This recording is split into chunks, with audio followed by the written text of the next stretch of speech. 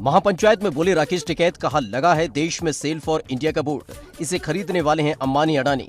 भारत बिकाऊ है, ये भारत सरकार की पॉलिसी है। अंबेडकर का संविधान भी खतरे में है। ये सब बिखरे हैं, इनके खरीदार कोई और नहीं है, खरीदार अडानी और अंबानी है।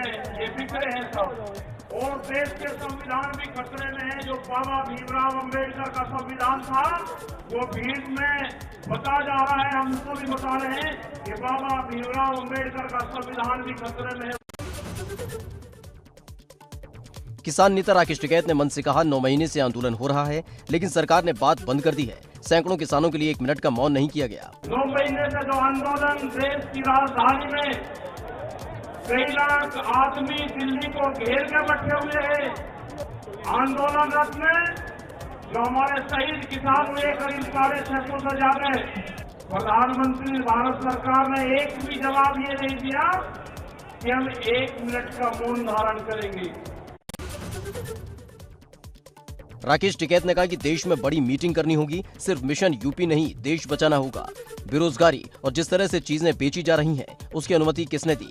हम जिस जमीन पर आए हैं, ये जमीन उत्तर प्रदेश की जमीन, और जहाँ पे मुजफ्फरनगर का जो क्षेत्र है, ये गन्ने की बेल्ट है पूरी।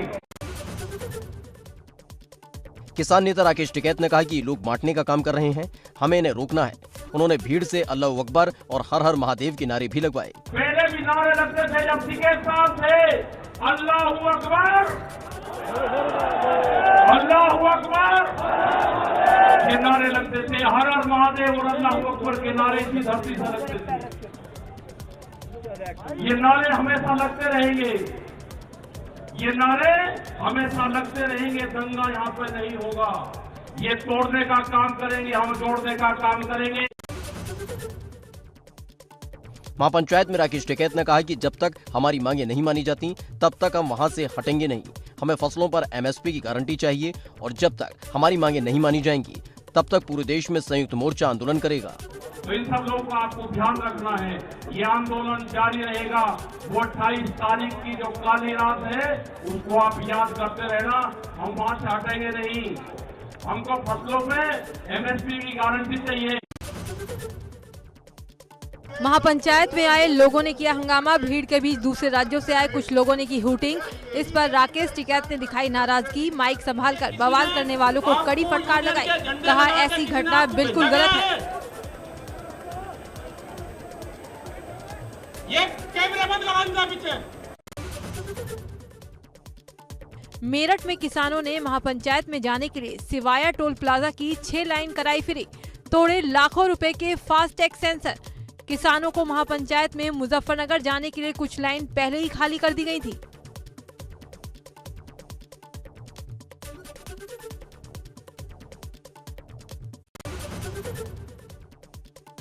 प्रसपा अध्यक्ष शिवपाल यादव ने फिरोजाबाद पहुंचकर वायरल बुखार के शिकार बच्चों से मुलाकात की, परिजनों से हालचाल जाना। मीडिया से रूबरू होने पर किसान महापंचायत को समर्थन देने की बात कही। उत्तराखंड के पूर्व राज्यपाल अजीज कुरैशी ने रामपुर के सपा सांसद आजम खान के घर जाकर परिवार से मुलाकात की। इस दौरान अजीज कुरैशी ने प्रदेश की योगी सरकार पर निशाना साधा। प्रयागराज की अखाड़ा परिषद अध्यक्ष महंत नरेंद्र गिरी ने पैरालंपिक में सिल्वर जीतने वाले सुहास एलवाई को बधाई दी। बैडमिंटन में गौतम बुद्ध नगर के डीएम ने जीता है सिल्वर। प्रतापगढ़ में बेखौफ बदमाशों ने राइस मिल मालिक को सरेआम गोली मार दी। वारदात को सुबह राइस मिल में घुसकर बदमाशों ने अंजाम दिया। घायल को गंभीर हालत में प्रयागराज रेफर किया गया। उन्नाव के स्वर्गीय MLC अजीत सिंह की पुण्यतिथि कार्यक्रम में भाजपा प्रदेश अध्यक्ष स्वतंत्र देव सिंह पहुंचे। इस दौरान मीडिया के सामने उन्होंने विपक्ष पर जमकर निशाना साधा। भदोही में शिक्षक सम्मेलन के दौरान सपा अध्यक्ष अखिलेश यादव ने सपा सरकार के सरोकार गिनाए। उन्होंने कहा कि कालीन कारोबार के लिए सबसे ज्यादा काम सपा सरकार में हुई।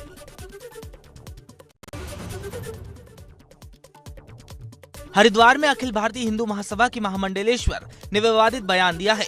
अन्नपूर्णा भारती ने 26 जनवरी को काला दिवस बताते हुए भारतीय संविधान के खिलाफ भी अभद्र टिप्पणी की है।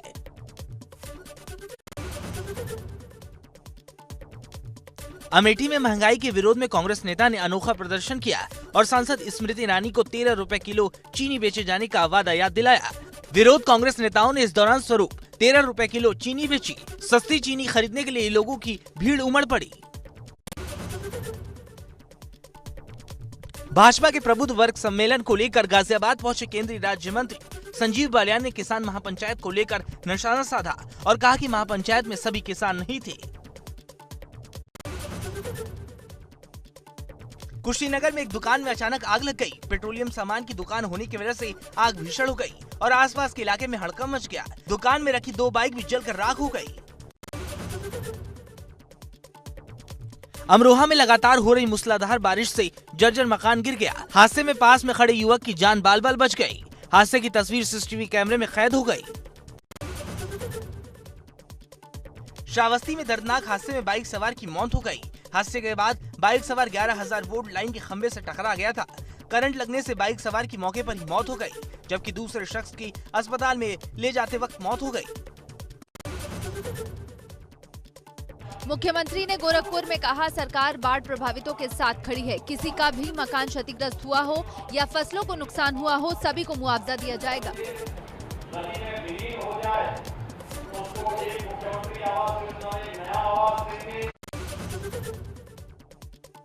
गोरखपुर के झंगा इलाके में लोग बाढ़ से परेशान। उपधौली गांव में घरों में फंसे लोगों का किया गया रेस्क्यू। 25 लोगों को एनडीआरएफ टीम ने रेस्क्यू किया।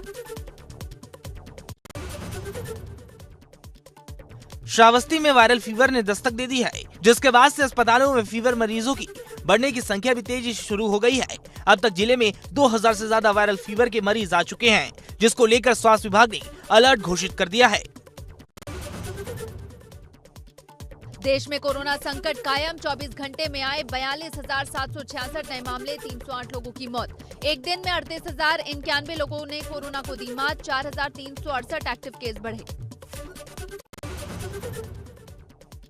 देश में अब तक 3,29,88,000 लोग हो चुके हैं संक्रमित। इनमें से 4,40,533 लोगों की हो चुकी है मौत। 3,21,38,000 लोग अस्पताल से डिस्चार्ज।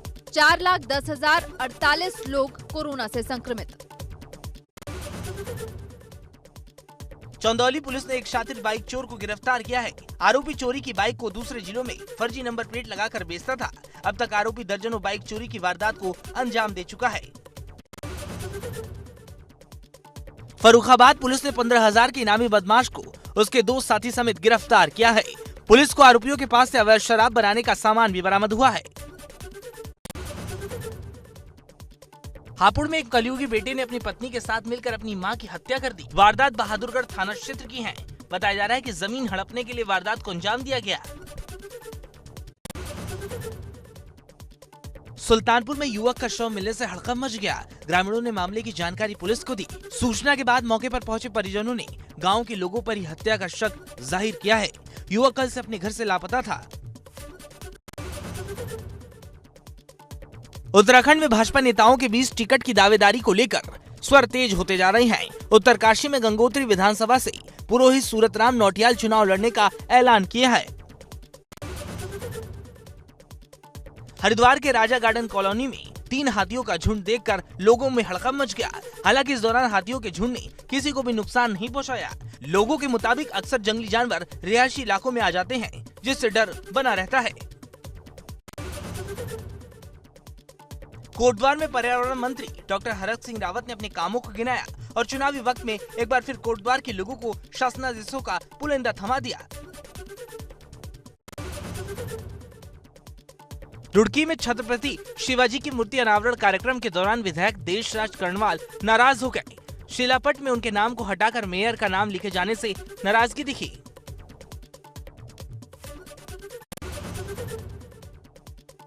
कांग्रेस की परिवर्तन यात्रा आज कालाडूंगी से रवाना हुई। इस दौरान कांग्रेस नेता महेश शर्मा ने अपने समर्थकों के साथ शक्ति प्रदर्शन भी किया। माना जा रहा है कि कालाडूंगी से विधानसभा टिकट के लिए कांग्रेस के वो मजबूत दावेदार हैं। हल्द्वानी में उपनल कर्मचारियों ने नियमितीकरण और एसएलपी वापस लेने की मांग को लेकर कार्य बहिष्कार का ऐलान किया। करीब 22,000 कर्मचारी सोमवार से बहिष्कार करेंगे। उत्तराखंड में विधानसभा चुनाव को लेकर सपा ने भी कमर कसनी शुरू कर दी है। रुद्रपुर में समाजवादी पार्टी की प्रदेश कार्य समिति की बैठक हुई, जिसमें प्रदेश प्रभारी राजेंद्र चौधरी भी शामिल हुए और कार्यकर्ताओं के साथ 2022 की रणनीति पर चर्चा की। अल्मोड़ा में आम आदमी पार्टी ने उत्तराखंड मुक्त विश्वविद्यालय में हुई नियुक्तियों को लेकर प्रदर्शन किया। उनका आरोप है कि प्रदेश के शिक्षा मंत्री और भाजपा के लोगों ने अपनी नजदीकियों को नियुक्तियां दी है। देहरादून के नए एसएसपी जन्मेजय खंडूरी पदभार संभाल लिया है। जन्मेजय खंडूरी 2007 के बैच आईपीएस अधिकारी हैं। तैनाती के दौरान एसएसपी ने अपराध पर लगाम लगाने की बात कही है। अल्मोड़ा के गोविंद बल्लभ पंत राष्ट्रीय शोध संस्थान की अच्छी पहल, दुर्लभ औषधि जड़ी बूटी को संरक्षित करने के लिए बनाई डिजिटल लाइब्रेरी। संस्थान ने एक ऐप भी बनाया जिससे औषधि गुणों से भरपूर पौधों को आसानी से खोजा जा सकता है। आम आदमी पार्टी के वरिष्ठ नेता कर्नल अजय कोठियाल काशीपुर पहुंचे। इस दौरान प्रदेश उपाध्यक्ष के घर पर कार्यकर्ताओं ने उनका जोरदार स्वागत किया। इस मौके पर उन्होंने कहा, ज्यादातर विधानसभा के प्रत्याशी अगले महीने घोषित कर दिए जाएंगे। उत्तरकाशी में पूर्व राज्य मंत्री ज्ञानचंद की गाड़ी को एआरटीओ और पुलिस ने किया सीज। पिछले 4 सालों से बिना रजिस्ट्रेशन नंबर के फर्जी नंबर लगाकर गाड़ी चला रहे थे पूर्व राज्य मंत्री। रुद्रप्रयाग जिले में बधानी छेनागाड़ मोटरमार्ग निर्माण और बरसिन बधानी मोटरमार्ग को हॉटमिक्स करने की मांग। सैकड़ों की संख्या में स्थानीय लोग सड़कों पर उतरे। ग्रामीणों ने अपनी मांगों को लेकर निकाली 12 किलोमीटर पैदल यात्रा। सामाजिक कार्यकर्ता पिछले 4 दिन से भूख हड़ताल पर डटे।